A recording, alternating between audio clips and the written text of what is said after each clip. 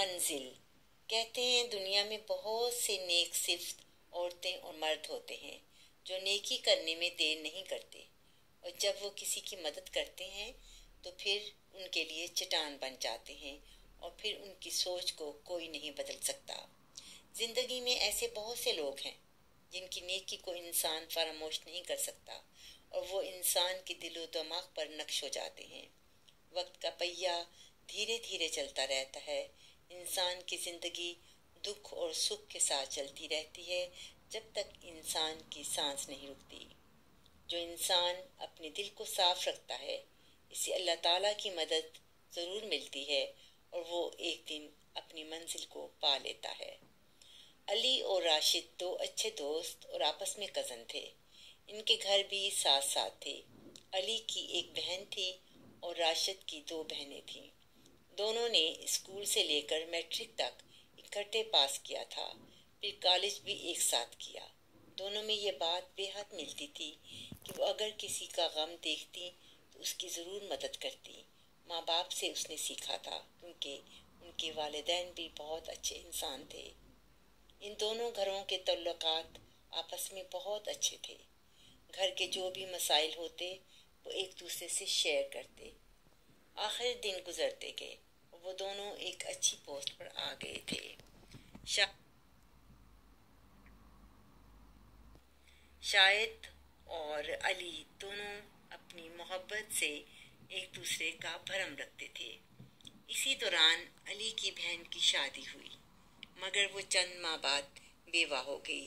یہ پریشانی سب کے لیے دکھ کا باعث تھی۔ ادھر راشد کے باپ نے اپنی دونوں بچیوں کی شادی کر دی تھی، اب انہیں صرف اور صرف راشد کی شادی کرنی تھی۔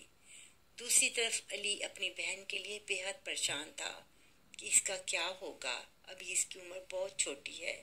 جب اسے دیکھتا تو اس کی آنکھوں سے آنسو بہہ نکلتے۔ جب راشد اس سے ملتا اور وہ اس سے بات کرتا تو اس کی آنکھوں میں ہمیشہ نمی رہتی۔ وہ اس سے پوچھتا کیا بات ہے، تم کچھ پریشان ہو، اور وہ اکثر اپنی بہن کا اس سے ذکر کرتا تھا، لیکن اسے معلوم نہیں تھا کہ راشد جو ہے وہ اس کی بہن کو پہلے سے پسند کرتا ہے۔ ایک دن راشد کے ماں باپ نے اس کا رشتہ علی کی بہن نوین کے لیے سوچا کہ اس سے اچھی اور پیاری بچی ہمیں نہیں ملے گی، کیا ہوا اگر وہ بیوہ ہوئی ہے، لیکن راشد سے بات کرنا ضروری ہے۔ جب راشد گھر آیا اور کھانا کھا چکا تو ماں باپ نے اپنی رائے اس کے سامنے رکھی تو اس کا دل پھر سے دھڑکنے لگا تھا کہ آج میری منزل میرے دروازے پر کھڑی ہے۔ شاید خدا کا لکھا یہی تھا۔ اس نے مسکرا کر اپنا رضامندی ظاہر کر دی، مگر یہ بات کسی کو معلوم نہ ہو سکی۔ ماں باپ تو بس مٹھائی لیے ان کے گھر چلے گئے، ان کو کیا اعتراض ہو سکتا تھا۔ علی نے جب یہ دیکھا تو اس کی آنکھوں سے خوشی کے آنسو بہنے نکلے کہ میرا دوست اور میرا کزن میری بہن کو اپنائے گا، یہ کتنا عظیم انسان ہے، حالانکہ وہ اس کا جانتا ہے کہ وہ ایک بیوہ ہے۔ بس ادھر یہاں اس کے رشتے کی بات ہوئی، ادھر علی کا رشتہ بھی ہوا۔ دونوں نے ایک ہی ماہ میں شادی کی، دونوں بہت خوش تھے۔ شادی کی رات اس نے نوین کو اپنے دل کی بات کہی تو وہ شرما سی گئی تھی کہ منزل اسے اپنی محبت کی کیسے ملی۔ ہر کام میں کوئی نہ کوئی بہتری ہوتی ہے، مگر انسان سمجھ نہیں پاتا کہ کیا ہوگا۔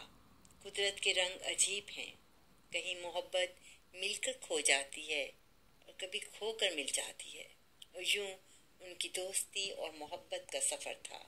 سبھی پرسکون تھے، ماں باپ کے فرض بھی پورے ہو چکے تھے۔ اللہ تعالیٰ نیتوں کا پھل ضرور دیتا ہے، نیکی کبھی رائے گاہ نہیں جاتی، دکھ ہمیشہ دکھ نہیں رہتا، اور خوشی کبھی خوشی نہیں رہتی۔ جس طرح چاند اور سورج اپنے اپنے وقتوں میں اپنا کام کرتے ہیں، اسی طرح زندگی بھی اپنے وقت کے مطابق کام کرتی ہے۔